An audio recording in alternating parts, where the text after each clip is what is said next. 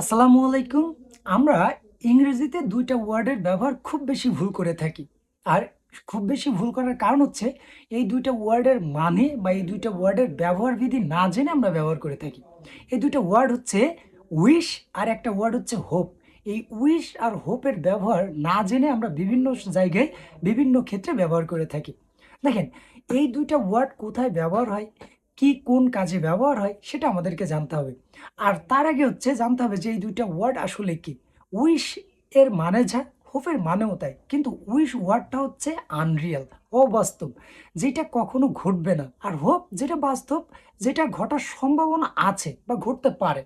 আমরা না বুঝে কি করে থাকি, বিভিন্ন জায়গায় উইশ ব্যবহার করে থাকি যেখানে হোপ ব্যবহার করার কথা। আমরা সেখানে হোপ ব্যবহার না করে উইশ ব্যবহার করে থাকি। উইশ হচ্ছে আনরিয়াল।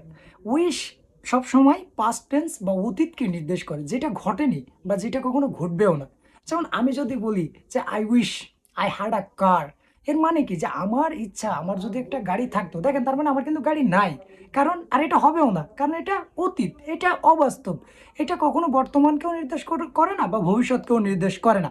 অপোজিট দিকে, অপোজিট দিকে কি যে হোপ, হোপ মানে কি, হোপ হচ্ছে রিয়াল, যেটা বর্তমান এবং ভবিষ্যৎ দুই ক্ষেত্রে ব্যবহার করা যায় বা দুই ক্ষেত্রে ব্যবহৃত হয়। হোপ সম্ভব, ঘটতে পারে এমন। উইশ কখনোই ঘটবে না। এই ২ টা ওয়ার্ডের ব্যবহার যদি আমরা না জেনে থাকি, তাহলে আজকেই জেনে নিব যে কোথায় উইশ ব্যবহার করব আর কোথায় উইশ ব্যবহার করব না, কোথায় হোপ ব্যবহার করতে হবে এবং কেন হোপ ব্যবহার করতে হবে। দেখেন, মনে করেন আপনার কোনো এক ফ্রেন্ড অসুস্থ। এখন আপনি যদি তাকে বলেন যে I wish you get well soon, এর মানে হচ্ছে আমার ইচ্ছা তুমি দ্রুত সুস্থ হয়ে উঠো। এর মানে আপনি তার জন্য উইশ করলেন না, আপনি তাকে আরো দোয়া দিলেন সেজন্য আর উঠতেই, মানে সেজন্য ভালোই না হয়। কারণ উইশ আনরিয়াল, এটা কখনোই হবে না। আপনি কি করতে পারেন যে I hope you will get well soon, তার মানে আমার ইচ্ছা তুমি দ্রুত সুস্থ হয়ে উঠো।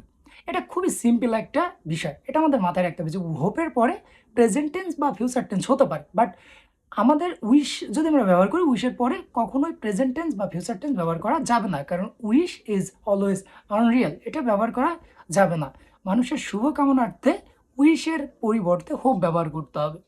আশা করি এরপর থেকে কেউ উইশ এবং হোপ এই ২ টা ওয়ার্ডের ব্যবহার নিয়ে বিভ্রান্তিতে পড়বেন না। এখান থেকে ইনশাআল্লাহ বুঝতে পারবেন বা বোঝা যাওয়ার কথা যে হোপ আপনি ব্যবহার করবেন নাকি উইশ ব্যবহার করবেন। উইশ ইজ অলওয়েজ আনরিয়াল, যেটা কখনোই ঘটবে না। আর হোপ ইজ রিয়েল, যেটা বর্তমান এবং ভবিষ্যতে ঘটতে পারে। উইশ ব্যবহার করা হয় মানুষের আক্ষেপ, অনুশোচনা এটা প্রকাশ করতে উইশ ব্যবহার করা হয়। আশা করি বুঝতে পারেন।